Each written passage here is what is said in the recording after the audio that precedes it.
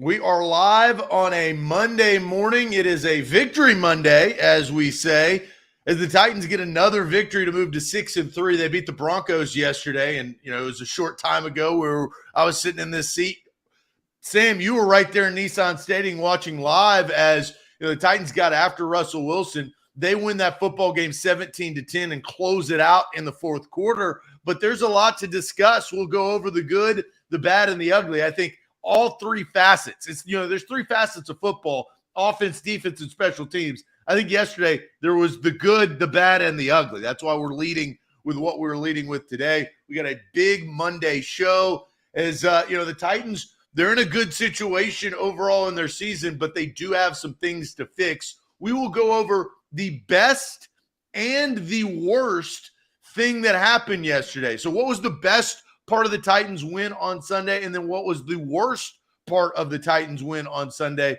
It definitely was a tale of two halves. The Broncos leading 10-0, and then they ended up losing 17-10. No points in the second half by the Denver Broncos, as the Titans kind of got back into a somewhat of a rhythm with some trickeration and some big key plays from Chig and NWI, which we'll discuss. And then we'll also react and hear some locker room video. Sam, you were in that locker room yesterday along with the press conference of Mike Vrabel. So we are excited. Sam, tell the fine folks what they need to do at home before we officially get started on this show. Well, like you said, Zach, it is Victory Monday, and anytime we have a Victory Monday, we want every Titans fan enjoying that with us and joining the conversation. So you need to share the show. If you're watching on Facebook, there's a share button for a reason, because you can smash it and share it to your friends and get them involved. You can tweet it, retweet it at A to Z Sports and retweet the show, or use the YouTube link and just send it to a friend. Whatever it takes, we want Titans fans involved in our great Victory Monday conversation, breaking down this Titans victory over Denver. So share it before we get going. That is always step one of our process here. Yeah, that's absolutely right. Let's officially get this party started.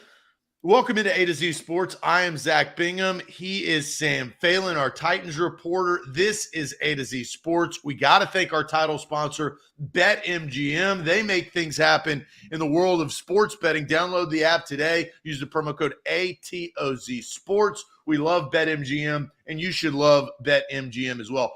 Also, our presenting sponsors, which include Wilson County Hyundai, wilsoncountyhyundai.com. Your perfect make and model is right around the corner. Farm Bureau Health Plans, visit fbhp.com/A to Z and change your health plan like I changed my health plan and reap the benefits of that. That's Farm Bureau Health Plans of Tennessee. The Bone and Joint Institute, don't fumble on your recovery. They've got their main location down there in Franklin, but satellite locations all across Middle Tennessee. So if you're hurt, injured, if your hips tweaked, whatever you need, Bone and Joint Institute has you covered. And speaking of coverage, if you are injured in a car accident, Hughes and Coleman, the official injury lawyer of the Tennessee Titans and the official lawyer right here of A to Z Sports Mornings, Hughes and Coleman, they are trusted in Tennessee. You should trust them too. That is Hughes and Coleman, the official injury lawyer of the Tennessee Titans.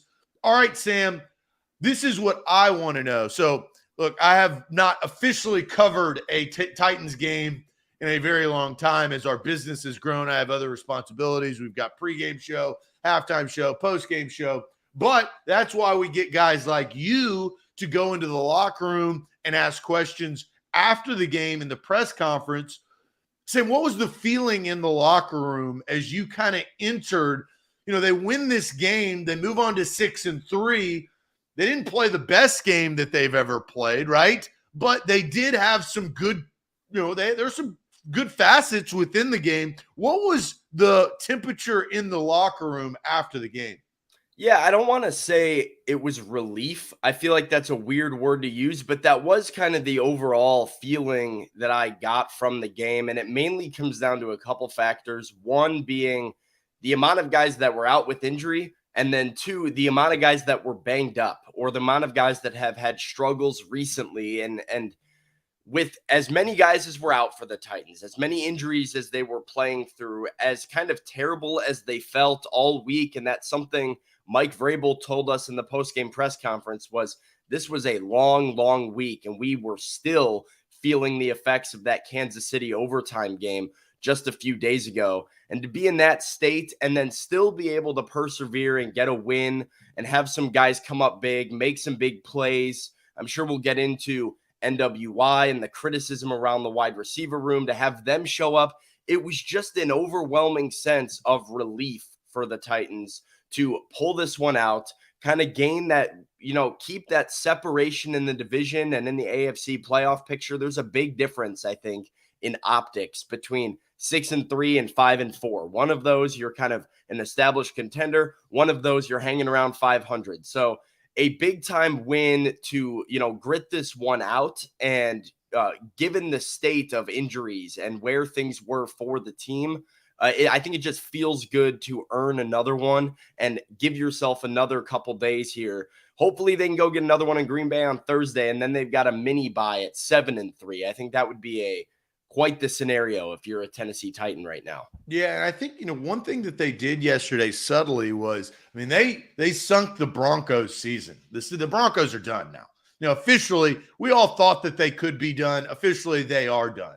They are not going to make the playoffs this year. They're sitting here 3-6, 1-4 on the road, and completely inept in the third and fourth quarters. And that's where you win games. Now, the crazy thing is, Sam, we've seen the Titans not score a single point in the third and fourth quarter and somehow win, but you got to create a bigger lead than what they had, than 10 points. And the Titans came out and they played. I actually liked their slight adjustments where, there were some questionable calls by Todd Downing, but very impressive play defensively all over the defense. I think that's what Mike Vrabel's got to be proud of.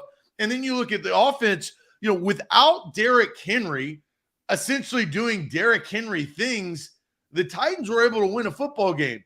Sam, if I would have told you before that game started that Derrick Henry on 19 carries was going to average 2.8 yards per carry and only have 53 yards, 0 touchdowns, what would you say? You'd probably say they probably wouldn't win the game. Yeah, I would have definitely thought they would have lost the game. I think the story going into it was how good Denver's secondary was. We knew their defense was legit as a whole, but really it starts with that secondary and Pat Surtain and these guys being able to match up and shut down a passing game. So I thought, yeah, for sure, if the Titans want to have offensive success, Ryan Tannehill has to open up the field with his arm, but Derrick Henry is going to have another Derrick Henry type of day. So, yeah, definitely in a vacuum. If you would have told me what Derrick Henry's final stat line looked like, it would have felt hard to believe that the Titans were able to piece together a couple touchdown drives and get a win. All right, so let's start with this. Let's get the chat involved early. What was the best part of the Titans win on Sunday? Let's start with something positive instead of something negative. You could sit here and criticize.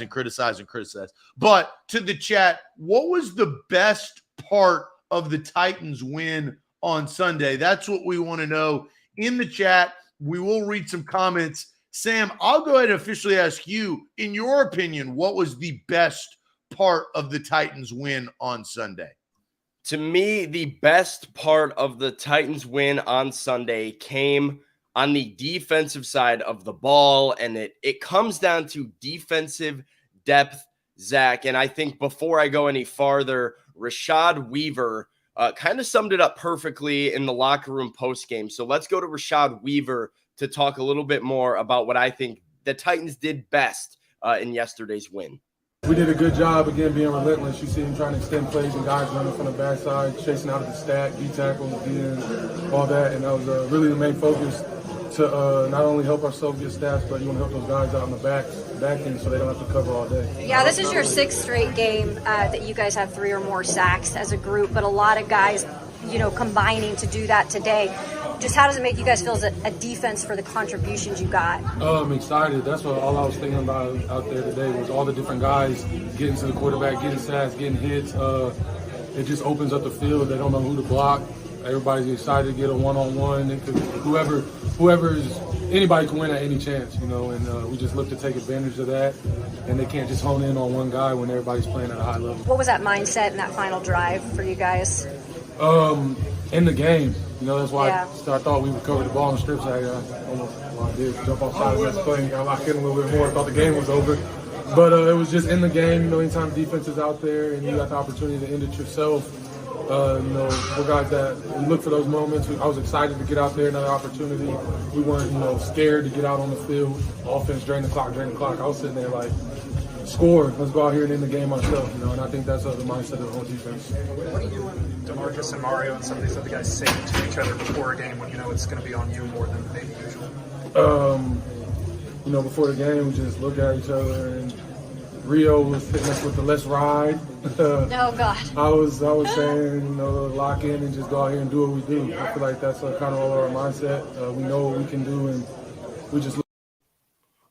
So that's Rashad Weaver talking about the Titans defensive front and them continuing to answer the bell in some of these games. This is without Jeffrey Simmons, without Bud Dupree, obviously without Harold Landry. They've been without him all season. There was a point in this game, Zach, that the Titans were without 8 of their 11 regular defensive starters. It was easier to name the guys that were still out there than the guys that were out with injuries at one point. You had Elijah Molden go down. You had David Long go down. No Christian Fulton, Dupree, Simmons. Like I said, so many guys down, and yet the defense has been working because they've been winning up front. They've been bringing pressure. They had 6 sacks as a unit.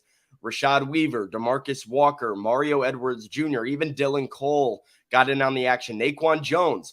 All of these guys continue to show up and answer the bell when their number is called. So this next man up mentality that Mike Vrabel seems to preach and that these guys seem to talk about, this group really does embrace. And I am continuously impressed with their depth, with their resiliency. They just kept on coming. No matter how banged up they were, no matter how much you thought the play might be over, they kept coming after Russell Wilson. And they made adjustments. I said earlier in the week, they needed to make adjustments to keep contain on the opposing mobile quarterbacks. They did that very, very well yesterday. This is my biggest positive because this plays, this travels, and this can win you playoff football games. This amount of depth and this amount of pressure up front. That was my overwhelming takeaway for how good this Titans defense really can be. Yeah, and that was a huge part. When you talk about Weaver, he was thrown into this position after Landry went down. He's obviously happy that he's getting to play, right? But he was going to be a backup, a role player, a guy that comes in spurts in between Bud Dupree and Harold Landry, and the season just hasn't worked out like that. Landry hadn't played a single snap because of the ACL, and Bud Dupree has been on again, off again with his hip, and he's off again now. But Rashad, I thought Weaver, if you look at the statistics, Weaver was tied with Mario Edwards Jr. for those 4 quarterback hits. I felt like Russell Wilson, you talk about not being comfortable. Russell Wilson was not comfortable at all yesterday. He could not plant his feet. He couldn't throw downfield. He was constantly on the move. He was constantly running away. And then I felt like every time Wilson turned, there was another Titan there.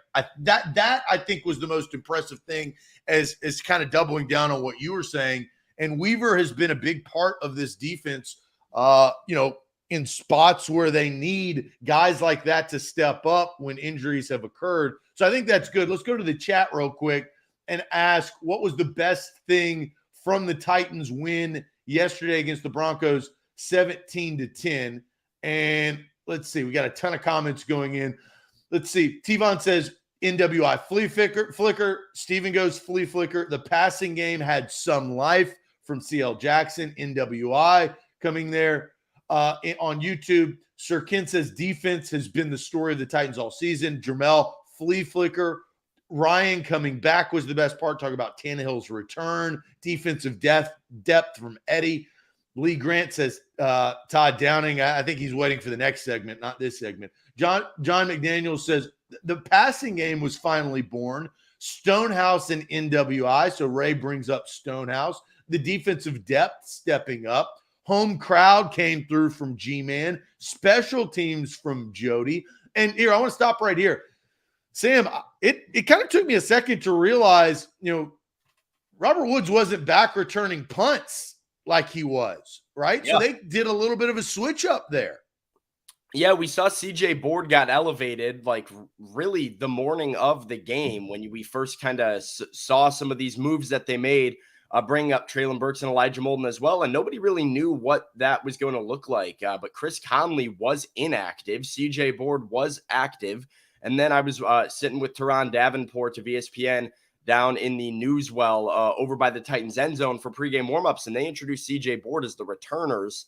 And he comes out, he's taking punt return reps. We kind of looked at each other. Are they going to have this guy returning punts today? And all things considered, I thought CJ Board did a pretty strong job, good effort in his first game as a Titan, given where the punt return position has been. So special teams was chaotic as well, because also Randy Bullock with a pregame injury and not knowing what that was going to look like and having to bring Ryan Stonehouse out on kickoffs in the second half. Mike Vrabel says Bullock was unavailable in the second half. They let Ryan Tannehill know like halfway through the game, hey, you might have to hold at some point today because Malik Willis has never held before. Ryan Stonehouse is your regular holder. The ball either. Yeah, right. Ryan Stonehouse is your regular holder. He's got a kick. Your backup quarterback is usually the next guy up, but he doesn't know how to hold. So the starting quarterback might have to be the holder. That was an interesting situation. So yeah, some chaos on special teams, but overall they prevailed and had a pretty strong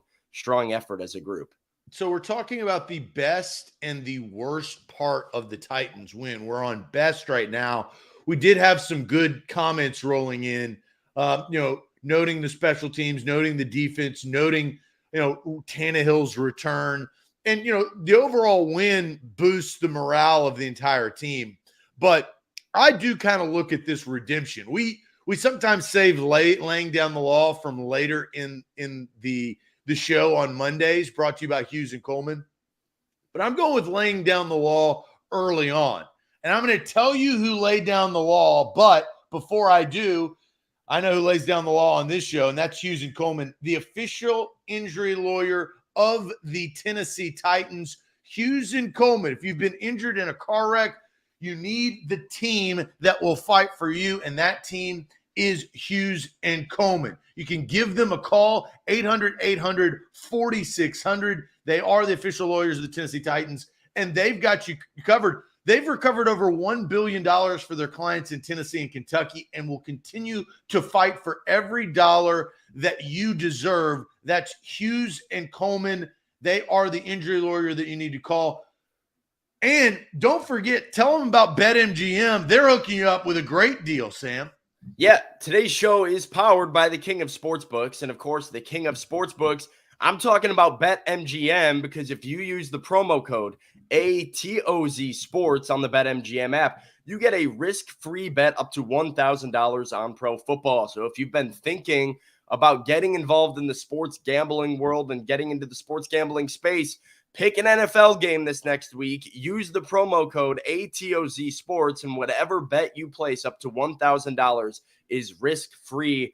There's really no reason not to get involved when things are risk-free. That's the best case scenario, and you can get that using the King of Sportsbooks. That's BetMGM. A to Z Sports, who's laying down the law? I gotta say, after a open drop, just a flat-out drop that killed the Titans last week, that would have surged some momentum, gotten Malik Willis more than 80 passing yards, it's got to be the game of NWI. Here he was after the game, Sam, in the locker room. On the other team, Coach Nick can walk through that play and how that worked and what it took to come down with that one. Yeah, that was another one. Similar to practice, we had a rep just like that. It was cover zero and was able to run a corner route to the back pylon, and Ryan delivered the exact same ball that he did in practice. So I had full confidence in making that play. What has the mindset been maybe the receiver room, late, and do you feel like you guys took a big positive step today? Yeah, I mean, mindset is just be us, be pros, handle ourselves like pros, and ignore all the outside noise. That's all we can do. That's what our job is. That's our job description, and that's what we came to do. Was it gratifying personally to have the big day, your best individual day? Yeah, I mean, it's always great to score touchdowns. but it's really awesome to see all the guys that help you have success, and the O-line, the defense, being able to get so many stops, Ryan delivering plays, just having a receiver group that's super excited for you. That's what's probably the most important. NWI went from 1 target, 0 catches, 0 receptions, and a drop to being the most targeted Titan yesterday and led the team in targets, which I thought was impressive. 8 times Ryan Tannehill looked his way. He caught 5 of those passes for 119 yards. He had the long of 63. And Sam, he had the wherewithal to cut back against the grain to score a touchdown. Easily, we've seen it time and time again, open field tackles in the middle of nowhere, and then all of a sudden the Titans are in the red zone. Now, a really good red zone team, but it's not guaranteed that you score a touchdown. I felt like that play where he made that little stop and juke move to get to the end zone on the flea flicker, that was huge for this Titans team in a game that didn't have a lot of points. NWI, I felt like, was the best part of this win because of the redemption. And look, I will state this. I don't expect NWI. He's not unlocked. He's not the guy. He's not all of a sudden the number 1 wide receiver in the league. He's not Justin Jefferson. He sure as hell ain't Stephon Diggs. But yesterday, he gave the Tennessee Titans exactly what they needed that Robert Woods and Treylon Burks could not do.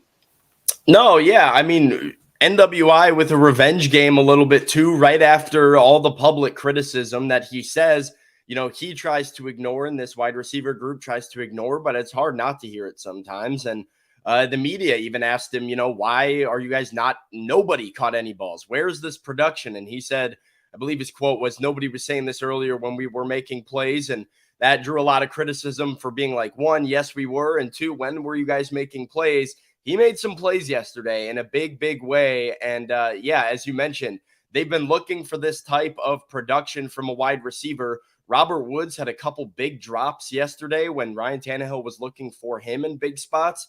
Treylon Burks, I didn't think had the worst game in the world. He did have the one that hit off his hands where he kind of ran in front of Dontrell Hilliard, who was wide open. But that was more of a route concept thing to me than it was a Treylon Burks thing. But yeah, you finally got the guy to make the catches that you threw his way. And yeah, there were 4 or 5 drops still by Titans pass catchers. But finally, you had a 100-yard receiver. And finally, you were able to hit a couple big ones to win you a game. Yeah, as much bad offense as the Titans had, they won this game off of 2 touchdowns, both to Nick Westbrook-Ikhine and off of that flea flicker, and finally executing those opportunities. This is the opportunities that 2 weeks ago, last week, they didn't come through in. So yeah, he laid down the law. I think he proved a lot of people wrong and turned some heads. Feel good for Nick Westbrook-Ikhine, whether he is or is not unlocked from this point going forward. He was certainly unlocked yesterday and was unlocked in the day that the Titans needed him to be most. Well, and I think Stanley brings this up. NWI looks so much better in his natural position as wide receiver 3. He's not wide receiver 1. He's not wide receiver 2. He is a wide receiver 3, or really he's kind of like a fill-in guy, a switch-up guy that can come in there and maybe catch the defense off guard. So, Stanley, I think you're getting the love of the show right there, because I think he was the best part, and I think the best part was that he was the number 3 wide receiver, which is his position. Sam, they have got to get their number 1 and number 2 wide receiver in a much better spot, though, right? You can't be relying solely on wide receiver 3 to get you through games. Robert Woods with that terrible drop. Look, they're not going to – I don't expect the Titans wide receivers to be targeted, 10 times a piece and, throw the ball 40 times and have, Robert Woods and Treylon Burks both close to 100 yards with NWI over 70. I don't expect that. But you can't have the drop-off that we've seen, because Burks and Woods, look, Burks had 24 yards and Robert Woods had 10 and a drop. But the targets, Robert Woods was targeted 7 times. Treylon Burks was targeted 6. That's 13 targets for 34 yards. Yeah. What the hell's going on? Yeah, no, you have to make the easy ones. And that, like, I think everybody was a little critical of Ryan Tannehill to start the game. And I was watching it, kind of looking at, even the first drive of the game, he had a nice job going through 4 or 5 progressions, got hit as he threw and dumped the ball off to Jeff Swaim. That should have been a 25-yard gain. There was nobody. Well, I don't know if this was clear on television or not, but up in the press box, I saw Jeff Swaim standing alone. There was not a Denver Bronco within 10, 15, 20 yards of him. He would have been able to catch that ball and run for days right off his hands. Just clank right off his hands on the turf. You can't have that. And this team we know is not going to be a pass-first team. I've thought Ryan Tannehill did a good job yesterday of doing more with less. I think that's something that he's continued to do throughout this season and throughout much of his Titans kind of career here. I mean, I know he is Derrick Henry, but we talked about Malik Willis trusting 1 yard of separation, delivering the ball on time. Ryan Tannehill did that a lot, and unfortunately, his guys let him down quite a few times. But yeah, you have to make the easy ones. That was a big difference in this Titans offense, and we'll hear from Mike Vrabel later on, but talking about needing to get into drives. It's hard to get into drives when your second and 8 completion falls incomplete because it hits off a guy's hands and you wind up in 3rd and long scenarios. So before we get to the worst part of the Titans win, Ryan Tannehill returning is a part of the good. It's not a part of the bad, maybe the first half, and it's not a part of the ugly. Do you kind of give some leeway of Ryan Tannehill being out 2 straight weeks with an ankle, trying his hardest and trying to be a force on this offense that has been forceless over the last 2 weeks, right? You had Derrick Henry in big spots the last couple of weeks against Houston and the Chiefs. You didn't have it today, but Sam, without Ryan Tannehill, and if Malik Willis was playing and Derrick Henry had 53 yards passing, 53 yards rushing, Malik Willis probably would only have 53 yards passing. I don't think they win. Well, yeah, I mean, that was the story of the offensive effort, or I guess the defensive effort from Denver yesterday. Surprisingly enough, they sold out to make it their purpose to stop Derrick Henry and contain him. It's why he didn't have a ton of success on the ground. But luckily, once they started doing that later in the game, the Titans were finally able to be like, all right, you know what? We know you're doing this, so we're going to go get you. That's why the flea flicker worked. You gave the ball to Derrick Henry. Everybody collapsed, sold out to stop 22. Next thing you know, NWI was running all by himself down the right sideline. So those things worked because they were trying to stop Derrick Henry. But having Ryan Tannehill means you have the quarterback who is the guy that can make you pay when you do that. So, yeah, having Ryan Tannehill back I thought was a huge positive.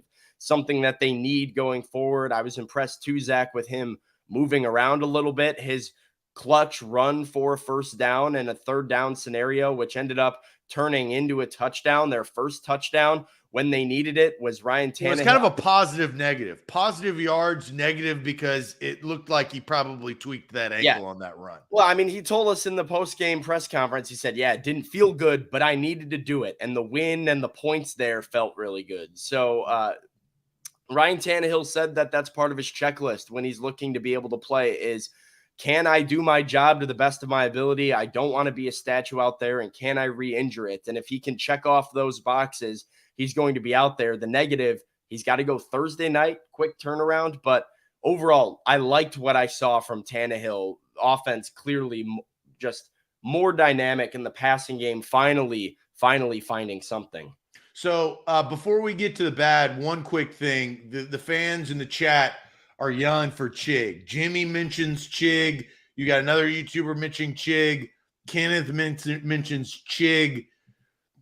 Chig with that, they got to do more of that. Like they have got to get him into open space. Now, you weren't covering the team at this point, but Arthur Smith used to do a very good job at times of getting Jonnu Smith on tight end screens on the, they'd roll them out to the opposite side of the field, throw back across, and Jonnu would catch it and have blockers in front, and it would go for big yardage.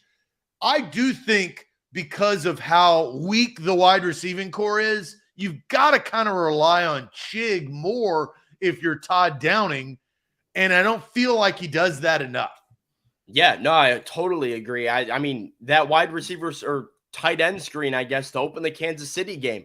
Chig had an angry run, went for like 50 yards on it, flipped the field, and almost got you points off the bat. I think as much as people are going to talk Ryan Tannehill, talk wide receivers, talk defense, the tight ends of the Titans kind of having turned the corner a little bit. I thought they played a really, really strong game yesterday outside of Jeff Swaim and that block and that drop. That was bad. But Austin Hooper made a couple really nice contested catches as well with a second effort after he caught the ball that came up big for them to ice that game away and kill some of that clock. So Chig, Austin Hooper, I agree. Get them more involved. Why not? They've earned it. They've played well. And and more tight ends, because as the wide receivers aren't always getting it done, but the tight ends have been recently. So let's shift. We've talked about the best. We had good comments by the chat. You came in with defensively in that line, and Weaver coming in there, 6 sacks on the day. I picked NWI. Now let's get to the bad. What was the worst part of the Titans' win on Sunday? They still won the game. They're still 6-3. They're still atop the AFC South.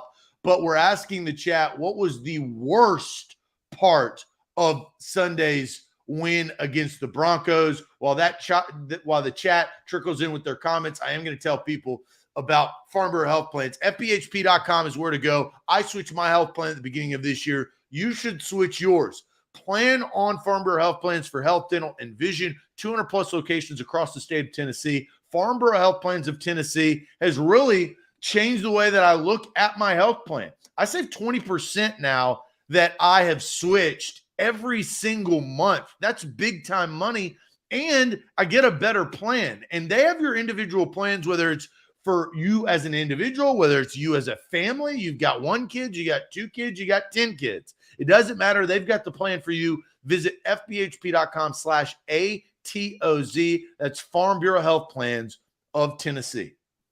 BetMGM is giving A to Z Sports viewers a deal that really you can't find anywhere else, because with promo code ATOZ Sports on the BetMGM app, you can get a risk-free bet up to $1,000 on pro football with that promo code. So find an NFL game that you like, place that bet, use that promo code, and your bet is risk-free. If it doesn't hit, money comes back into the account. You get another chance to try and win some money on the NFL, but you can only do it with BetMGM and with promo code ATOZ Sports. This is why they are the king of sportsbooks.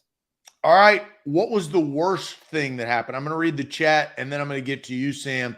Drop passes from Ty Hill. Mitchell says Downing. I got a feeling we're going to have Downing. Jay says, look, Malik unable to handle the ball again, almost as bad as number 7 throwing to a number 12 in another game. Let's see here. The offense in the first half, Jake, you're not wrong. Jared says injuries, play calling from Zoe, drops from Sean, Tannehill not going through his reads, Ryan probably mainly in the first half, penalties from Eric. The worst, nothing from Lou. There's definitely some worse in there, Lou. It was a bad performance offensively. They had some miscues. We are going through that. Downing from Troy, injuries from Amber. There were a lot of injuries that were sustained. You talk about, now Caleb Farley hadn't been that big of a deal, but he comes in there, he re-injures his back. That's eye-opening to a guy that's already had 2 back surgeries. Christian Fulton didn't play. Bud Dupree didn't play. Jeffrey Simmons didn't play. And then there was more injuries that occurred. David Long Jr. stayed out there but was hurt. Elijah Molden did not return. That does not look good. I don't know what the diagnosis is, but it was groin again with Elijah Molden, which is a concern because that's just been what he's been battling. So potential setback there. That is bad news for sure. Going through the worst, Downing's judgment from Steven, 6 drops from Brandon, bonehead play calling from KG, mental mistakes there from Tevon. As we scroll on, play calling from Justin. Worst was the execution from Chris. Ramon says Downing from Josh. Downing from Dion, too many penalties, and Malik from Karen. Dennis Daly is slaw from DK Titan. Let's see here. Todd Downing from Jose. So we've gotten kind of the feel of the chat as far as Todd Downing is concerned from Alonzo. Sam, what was the worst thing from a Titans victory yesterday against the Broncos? Yeah, I am going to go the play calling route, but I'm not talking about Malik Willis and the fumble.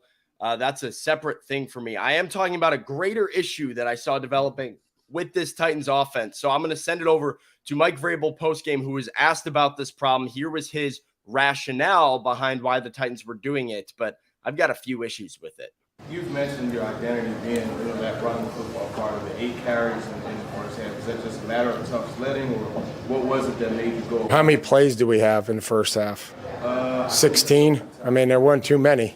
Well, Tannehill had 13 passing attempts. Well, we were getting behind the chains. I know there were some 3 and outs. Again, you would really, even looking at the second half where we had 9-yard gain, penalty, 9-yard, it was like we just gaining 9 yards in a run, and then there's a penalty. I think we can be at our best if we can start to get in there and complement some runs and some play passes. But you just have to sustain some drives, to be able to get that going. So we'll keep looking at it. So that was Mike Vrabel when asked by Teron Davenport of ESPN why Derrick Henry really only had 8 carries in the first half, and said, only 8 carries. Is that a result of tough sledding? That's what Mike Vrabel had to say, that one, they didn't have many plays and he got the play number wrong. And then also said, well, it was just, we weren't getting into drives. But I have an issue with this, Zach. I have an issue with how the Titans handled the first half and handled Derrick Henry's usage. I think I saw it mentioned by 1 or 2 people in the chat. They went back to the formula they were running early in the season against the Giants that was so predictable and didn't make sense, because you have Derrick Henry on your roster and at times have Derrick Henry in your backfield, and yet they kept getting into these 2nd down and 5, 3rd down and 3 scenarios, and they were passing the football. They ran with Dontrell Hilliard on a 3rd down and 3 and then got stopped short, 4th and 1, punted the ball away. Like, you have Derrick Henry on your roster. They need to use him as the big, physical, best running back in the NFL that he is. I'm tired of seeing all of Derrick Henry's carries coming on 1st and 10 or 1st and 14 after you've gotten a false start and backed things up a little bit. They went through a period too, Zach, where they had handoff to Henry, gain of 7, penalty, handoff to Henry, gain of 9, no penalty, and then on 2nd and 3rd and 1, they threw the ball. Like, I don't get why they keep going away from this guy in short yardage scenarios when you know that what he does best is run through tacklers. He only had 1 carry in a short yardage scenario in the first half, and he picked up the first down. So when I look for the reason why they're not getting into drives, it's because they're not doing a good job play calling in those short yardage scenarios to pick up the first down and keep things going. If you want to pass sometimes. You have to keep them off balance. And I'm even a fan of doing it more on 1st down, even when it's not working like they did. But 3rd and 3, don't try and recreate the wheel. Just run the ball. Like, give Derrick Henry the ball. It's simple. Like, I don't understand why they're trying to get too cute with things. And as we saw later in the game, you had a short yardage 3rd and 1 scenario. You tried to get too cute with Malik Willis, fumbled the football. Maybe you should have just given the ball to 17, let him put it in 22's belly, ran the ball up the middle, and kept your drive alive. I don't understand it. Yeah, I think and what you mentioned, this drive, the Titans had just gone on a 13-play, 2-minute, 11-second drive to close out the first half, ending in a touchdown pass, right? It was in a 2-minute offense. They ran that well. That was the biggest that was the biggest number of plays, really all game besides the flea flicker, but consecutively you gain the momentum. All right, you go into halftime. You're no longer down 10 points. You're only down 3 points. You've done everything correct for the last 13 plays. You kick the ball off. Okay, you continue to do things correct and force a 3 and out to start the third quarter, and you get the ball back. Now, here's the drive. Titans fans, they're trying to get all the momentum back. The crowd's getting involved. They've now gotten the buzz in the air. It's in Nissan Stadium. The drive that I think everybody is so upset with, Derrick Henry on 1st and 10, 7 yards. You're now in 2nd and 3, right?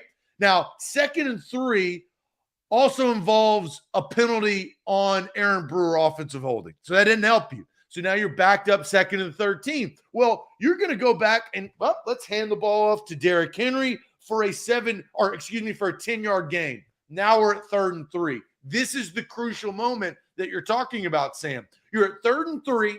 You've just had all of the momentum and halftime and a 3 and out defensively that your defense has provided you, and you get in the shotgun and you hand the ball off to Dontrell Hilliard. You don't get in 3 tight end set.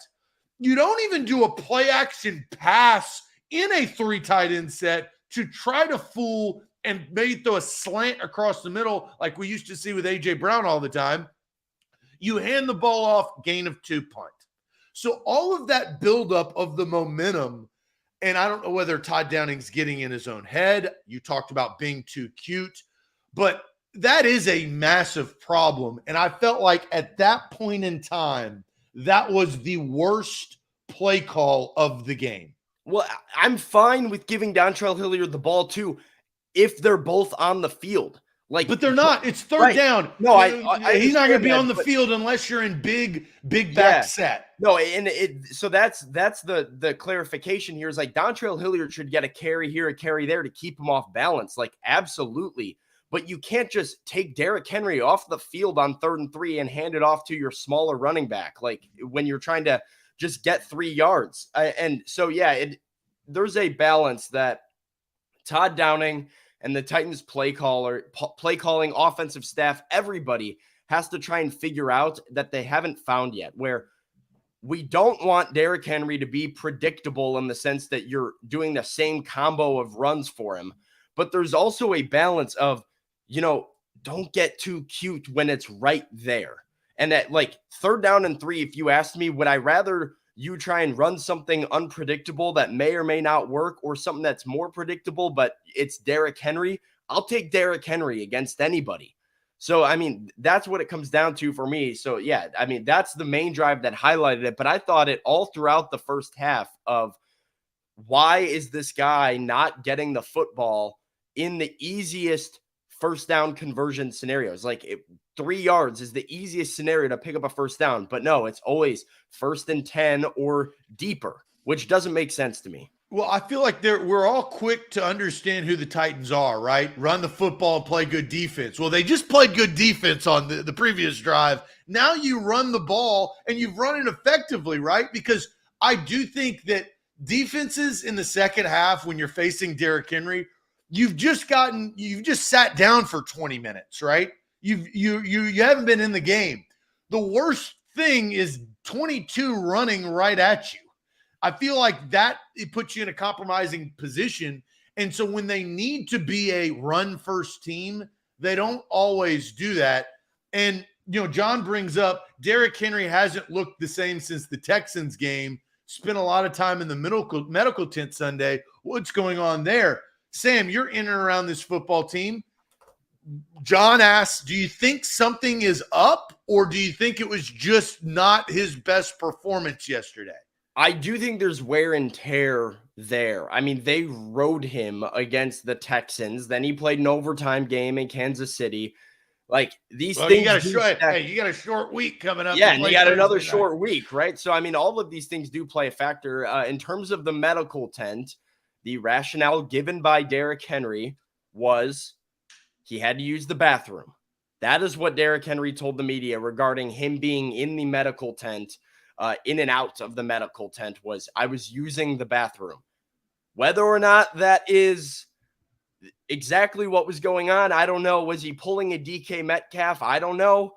But Derrick Henry says he had to use the bathroom. So I do think he might be feeling it a little bit just in terms of natural wear and tear. I don't think there's an injury going on necessarily. He reassured everybody last week. Don't ask about the foot. The foot's fine. Don't you dare mention the foot. It's fine. So, yeah, I don't think the foot is a problem. I just think that you said it, Sam. I think that the Broncos were king on the run. And if you sell out for the run, and that's how you're going to beat the Titans. Like the formula is pretty easy. If you're able to stop Derrick Henry in their run game, you are just saying Ryan Tannehill, Treylon Burks, Robert Woods, NWI, Austin Hooper, and Chig are all going to beat you. And if I was a defensive coordinator, I would say good luck, right? Best Godspeed, because Treylon Burks and Robert Woods, and this is where it gets to my worst part. My worst part is a little bit bigger than a singular thing that happened. Mine is 2 years running, Todd Downing has not figured out his bucket. And what I mean by that is we need to find out what Robert Woods. So I'll ask you, Sam, what route and what catch does Robert Woods do better than all other routes and catches? What is his bucket? He likes the slants. Anything quick over the middle is like Robert Woods' thing. And I think this is a good point, actually, that you bring up, Zach, because I thought the Titans should have done more of this in the second half, too. We saw it on the 2-minute drill. Like Ryan Tannehill dropped back, quick passes, 5 yards, 10 yards, anything over the middle. That was working pretty well. Like it was an efficient offense for the Titans to march down the field, getting the ball in these guys' hands. And Robert Woods has shown in his history in the NFL, his ability to do timing routes and anything over the middle. And we don't see him do a ton of those right now with his role on the current Titans offense, which I think is another, to your point about, what is the bucket? Where is his? What's Treylon Burks' bucket? Treylon Burks' bucket is probably a similar situation where you scheme him open and try and let him get some yak. I think there's a 50-50 ball body there. We haven't but he's running drag routes the entire game. We haven't seen the 50-50 ball with Treylon Burks yet. But I do think, they did run a great play design where they cleared out with Robert Woods. And I think it was Swaim or Hooper. Somebody cleared out. Basically, 2 defenders brought Treylon Burks on a slant, a quick pass. He was able to get about 15 to 20 yards just with his legs. He's gotten good separation short, but you have to find a way to push the ball down the field. They haven't had that guy. NWI getting open on the flea flicker is good, but Treylon Burks is supposed to be your guy that you can just throw the ball deep to, even if he's in one-on-one coverage. They don't do that very often. No, they don't. And look, maybe they were guarding against re-injury because he just came off IR, which, the good thing is Treylon Burks came out at least unscathed as we saw and, didn't re-injure that foot. That's a positive. But this offense, it will drive you nuts. It drives Titans fan nuts each and every week. It is pulling teeth to try to get back to back, 3 good drives in a row that are efficient, downfield, throwing, passing, and I think Todd Downing is wearing on me. And I was kind of, look, I know what Austin thinks. Austin doesn't, he's out on Todd Downing, he's been out on Todd Downing, and that's fine. I had not been to that level. Winning cures everything. But Sam, winning also covers up a lot of things. And I do believe that 6-3 is covering up how poor of a play caller not only Todd Downing has been this year, but also last year. Yeah, I do want to get to a point too. I saw somebody say Buck doesn't see a problem with Todd Downing. You mentioned Austin has been all the way out. You and me are both probably somewhere in the middle. But Jose says Downing doesn't run anything good. I totally disagree with this. I think Todd Downing does a lot well. And I think offensive coordinators in the NFL as a whole need more credit for scheming runs. The running game is the not sexy part of the offense. When you think of an offensive coordinator and you think of a play caller, You want the guy that's getting the wide receivers wide open, is hitting the home run shots, and is just marching down the field in quick drives for touchdowns. There is something to be said about the Titans' run game, and with kind of the struggles on the offensive line, with Derrick Henry maybe having a little less burst than he did in previous years, how they've still had a monster season, and a lot of that is Derrick Henry himself.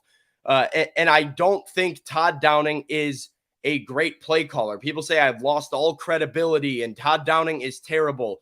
There is nuance to this stuff. If you tell me I've lost all credibility because I acknowledge Todd Downing does some things well, that is crap. I'm not hearing that because he does things well. What it's frustrating is that it's not consistent. And it's what you said. We see what is good and then it just disappears. And it's kind of like, well, you just figured out the recipe and then you threw it away and you didn't use it the next time. And I'm lost for words on why that stuff doesn't work. But to say he does nothing well is a bit of a reach. He does some things very, very well. It's just you need a guy that's more consistently going to the well of the things that are proven in the game. And for a guy that mentions bread and butter schemes over and over and over again, he seems to not want to do the things that work for the Titans in the games. And he tries to get too clever with it when it's like, hey, Todd, maybe just stay with what works. Yeah, and they've got to get Burks and Woods a part of this offense. That I will say this, the Titans will go as far as Treylon Burks and Robert Woods because they're going to need that type of spark. Derrick Henry is notoriously good at doing Derrick Henry things. Ryan Tannehill is a reliable, adequate quarterback that can deliver a good football. That is, we've never denied that. Never sit there, never called Ryan Tannehill a bad quarterback. We've talked about his ceiling, but Robert Woods and Treylon Burks, I do believe that they need the help of Todd Downing, and I don't think that they're getting it. Yeah. Now, look, I can't sit here and come to the defense of Robert Woods when he drops a big key third down pass across the middle. That is on you, Bobby Trees. That is Bobby Weeds. That was Bobby Weeds. But Todd Downing is going to have to get 16-2 involved over the next several weeks to get prepared for a playoff run, or the Titans will do the same thing that they've done the last 2 years. Yeah. I do think that. No, I totally agree. And look, I know Chad doesn't like it, but it is what it is. Todd Downing is imperfect. I just criticized him for basically his entire second half of play calling and basically how he used Derrick Henry for an entire game. I think it is a little bit foolish to ignore some of the success they've had on the ground, but they have to get more consistent with their play calling and their identity. If they don't, we're going to keep having these games like this where we say, well, why is Derrick Henry not working? Why are we not getting into drives? Because that's been the question all year is, well, we got to get into drives in the second half. I think we know why you're not getting into drives, because you're not calling what you do best when it matters most. All right, Sam, I've got a question for you. It doesn't have to do with directly Downing, but it does have to do with the Titans offense. I'm going to ask you that quick question, but first I do want to tell you guys about the Bone and Joint Institute. Don't fumble on your recovery. The Bone and Joint Institute are hooking you guys up. If you have an injury, they hooked me up. They hooked my shoulder back in place years ago. I got surgery on my torn labrum. This thing is back and ready and to go to action. Dr. Paul Thomas has helped me, and he's helped so many other people. They've got specialists that can help you. That's the Bone and Joint Institute. They've got a state-of-the-art facility down there in Franklin, satellite locations across Middle Tennessee. That's the Bone and Joint Institute. Yep, and today's show is powered by BetMGM. We have to talk about at BetMGM because with the promo code ATOZ Sports, you can get a risk-free bet up to $1,000 on pro football. So if you've been, thinking about maybe getting involved in sports gambling, but you don't want to do it, there's just too much risk involved. Risk-free is the best way to go. So use the king of sportsbooks, use BetMGM, and use promo code ATOZ Sports. And whatever that bet is on pro football, it's risk-free up to $1,000. Visit betmgm.com for terms and conditions. 21 years or older in Tennessee only. New customer offer. All promotions are subject to qualifications and eligibility requirements. Rewards issued as non-withdrawable free bets and site credit. Free bets expire 7 days of insurance. For problem with gambling, call the Tennessee Red Line at 1-800-889-9789. Sam, where's Tim Kelly in this? I don't know. I feel like, and I want to say this, and I'll let you answer. I feel like the chat and Titans fans all over the world was Tim Kelly was going to come in and just this was going to be the Lord and Savior. The man above is going to come over from Houston and walk into the facility and reignite this passing game. Where's Tim Kelly? And what responsibility does he have, in your opinion? It is hard to judge even from looking at practice every day because he spends every practice with the tight ends, which is a little bit of an interesting role, like working with Luke Steckel and the tight ends on blocking for a passing game coordinator. It's an odd scenario, and I'm not really sure where he falls into it in terms of the play calling or of the offensive identity, but I guess that question in and of itself is an issue, right? This is a guy that you brought in to fix some of your issues in the passing game, and the Titans passing game has gotten worse this year than it was last year. So whatever Tim Kelly is doing, I think he needs to be in question just as much. Todd Downing is more public, right? He's the offensive coordinator. His job is to call the plays. When plays go bad, as they have so often with the Titans, Todd Downing deserves the blame, and he gets the blame. But yeah, I think there needs to be a question too of, hey, remember this guy that was supposed to help our passing game kind of be more dynamic and be unique and be disguised and be more fun and use the Austin Hoopers and the Chigo Conquos and the Robert Woods to our advantage to replace AJ Brown? We haven't seen it. Like the Titans passing game is, elementary at best. Like, I mean, it's pretty basic, the things that they do and the concepts that they run outside of like a big flea flicker. But this sort of idea, fire Downing, promote Kelly. I saw people earlier in the year were saying, oh, the Titans just had a good drive. Tim Kelly must have been calling plays that drive. As much criticism as Todd Downing gets, Kelly gets it from me too, because that's his job. Your job is passing game coordinator. And when the passing game doesn't work, I do look at you and say, hey, what are you doing, by the way? Yeah. And so I think you bring that up, and Burks and Woods are going to be the key down the stretch. I think a sprinkle of Chig and obviously Hooper. And I think waiting on Kyle Phillips to eventually get back to give you something, Sam, I just don't know how healthy Kyle Phillips is going to be this football season. And it's unfortunate because I like his demeanor. I like his approach. I like his reliability. We saw it one game against the Giants of what maybe he could do in the 2-minute. But I don't think he's going to be 100% healthy. So I've got to kind of look at Burks and Woods, the guys that are, either taking up the draft pick or making the money, to be able to get open and have Ryan Tannehill throw him the football where, Derrick Henry needs to run in short yardage situations, but the other guys need to make plays because NWI is not going to have 100+ yards again. He may have that one more time, God willing, the rest of the season. Yeah, I don't know. Yeah, the chat is – I've got a bone to pick with the chat. I don't know if we even have time for me to get into all of this right now. But let me find this comment. Kelly isn't the OC, though, because who calls the plays? And added Kelly doesn't have much to work with in the wide receiver room. This is the type of stuff, Zach, that I think frustrates me when it comes to Titans fans and their hatred for Todd Downing. Because I've seen people now saying, well, Tim Kelly can't coordinate the passing game because Todd Downing is the offensive coordinator. If you don't think these guys are working together on drawing up plays and calling plays, Todd Downing has the ultimate say in what plays get run. But when they scheme, this is a Tim Kelly and Todd Downing thing. And as much as Tim Kelly doesn't have much to work with in the wide receiver room, Jared, you're not saying that about Todd Downing. Now, are you? You're not saying, well, the talent isn't there. No, you're saying you want his head on a stick. Keep the same energy. If you're coming at Todd Downing for the offensive play calling, you better be critical of Tim Kelly, because they are not two independent ships in the night passing by where Tim Kelly's like, well, my hands are tied. Todd won't let me call the plays. They work together. That's how football works. That's how coaching works. Like, they are together for me. Like, yes, Todd Downing deserves the criticism, but so does Tim Kelly. Quit making excuses. That's crap.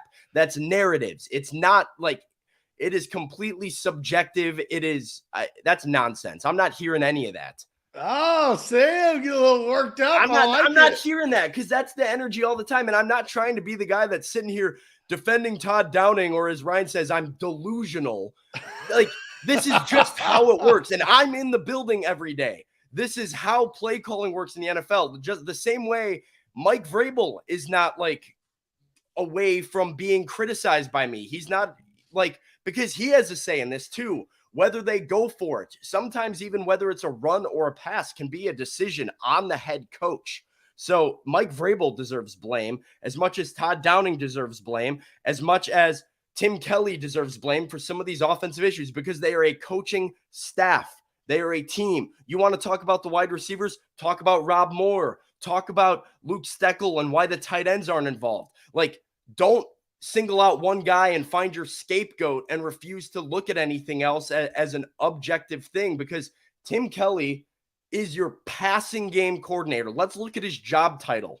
What do you think his job is to do? Coordinate your passing game. And we've talked all season about how the passing game stinks. I'm not hearing that. Get out of here with that.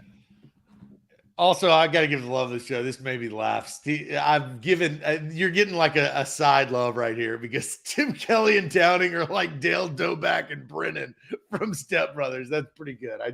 Anytime you get to read the name Dale Doback, it's a win. It definitely is a win.